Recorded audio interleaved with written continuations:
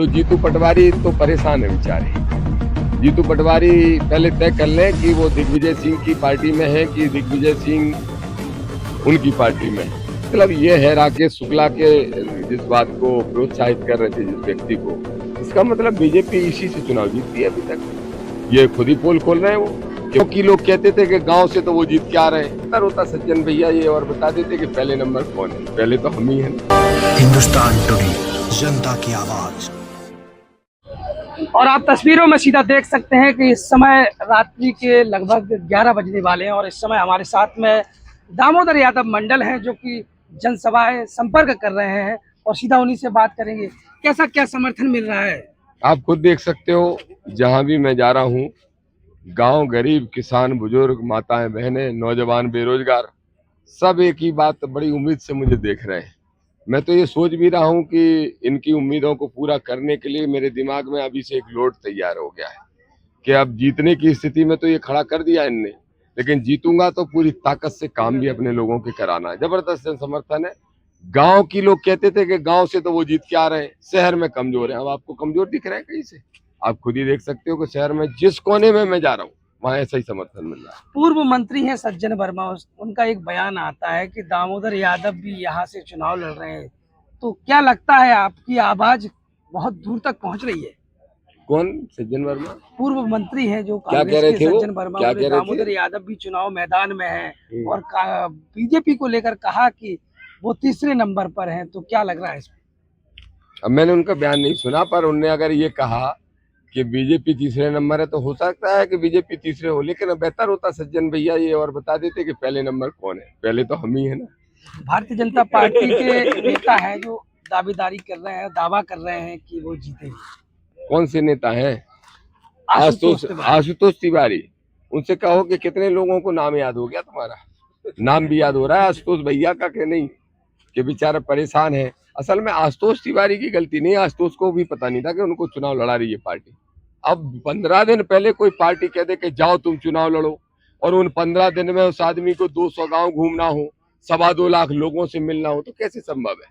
तो इसलिए उनके लिए अभी संभव लग नहीं रहा। जीतू पटवारी का एक बयान आता है बसई क्षेत्र में, वो जनसंपर्क के दौरान कहते हैं कि पुलिस के जवान, एसपी और कलेक्टर अधिकारी सुन लें, किसी कार्यकर्ताओं को ना धमकाएं। एक मंत्री हैं राकेश सिंह, उनका भी बयान आता है, वो कार्यकर्ताओं के साथ में, कार्यकर्ता कहता है कि लठ मार के वोट डलवाएंगे। तो बीजेपी लठ से, नोट से, शराब से संविधान को कुचलते हुए लोकतांत्रिक व्यवस्था को खत्म करना चाहती है। इसका मतलब ये है राकेश शुक्ला के जिस बात को प्रोत्साहित कर रहे थे जिस व्यक्ति को, इसका मतलब बीजेपी इसी से चुनाव जीतती है अभी तक। ये खुद ही पोल खोल रहे हैं वो, कि वो जनता के आशीर्वाद से नहीं बल्कि मैनेजमेंट से, पैसे से, लाठी से, गुंडागिर्दी से चुनाव जीतते हैं। लेकिन किसी गलतफहमी में नहीं रहे राकेश फाकेश शुक्ला। कौन है शुक्ला?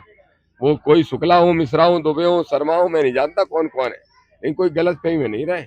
दतिया की जनता तैयार है, अगर कोई गुंडागिर्दी करेगा तो खदेड़ के छोड़ के आएगी, और छोड़ने भी जाएगी कि भगाएगी, चप्पल छोड़ के भागेंगे पता नहीं। एक तस्वीर वायरल हो रही है। जहां तक बात जीतू पटवारी की है, तो जीतू पटवारी तो परेशान है बेचारे।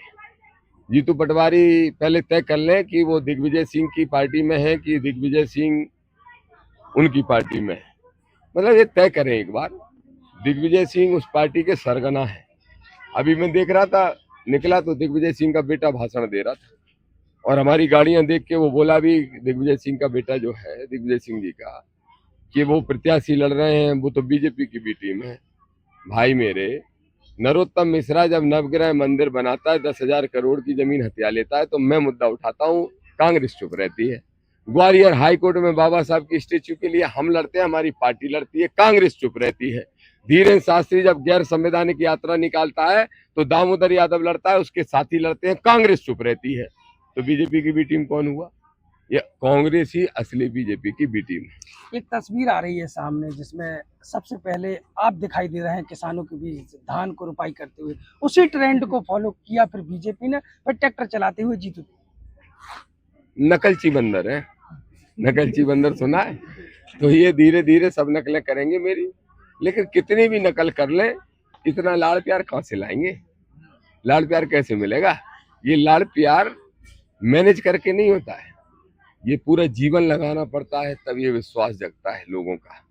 और एक जो विचारधारा है संविधानवादी अम्बेडकरवादी, वो विचारधारा की तो है नहीं वो।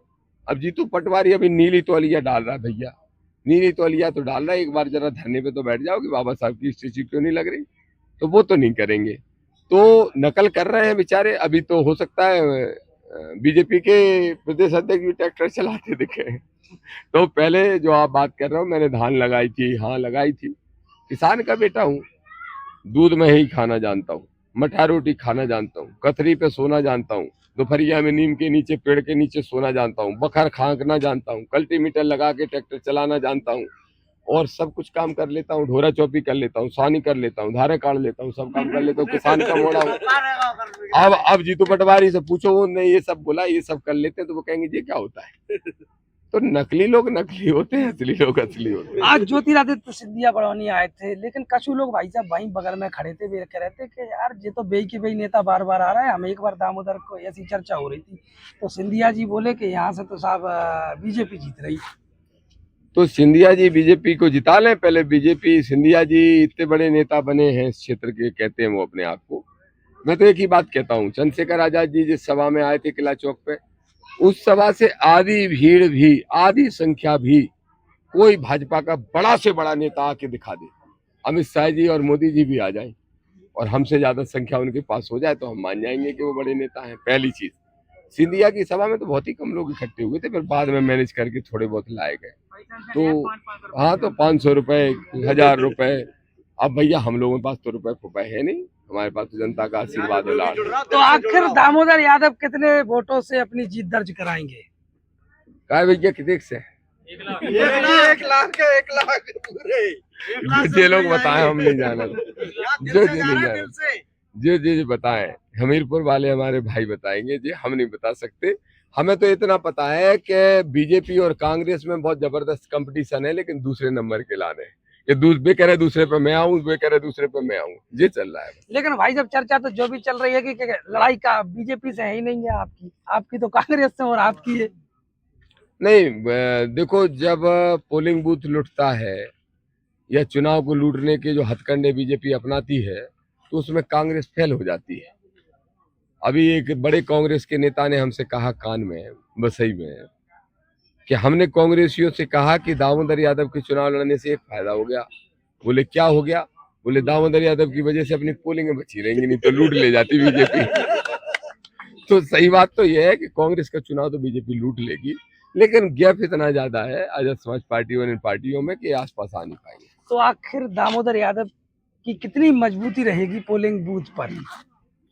1 बूथ 20 यूथ, 10 यूथ रहेंगे वोट डरवावे, अंदर की वोटिंग देखवे, और 10 रहे कि हमारा झंडा भी मजबूत है और हमारा डंडा भी मजबूत है। तो ये हमारे साथ में दामोदर यादव मंडल मौजूद है और उन्होंने अपनी पूरी बेबाकी से बात रखी है। अब लोकतंत्र में अपना अपना अधिकार है, मतदान मतदाताओं के ऊपर है।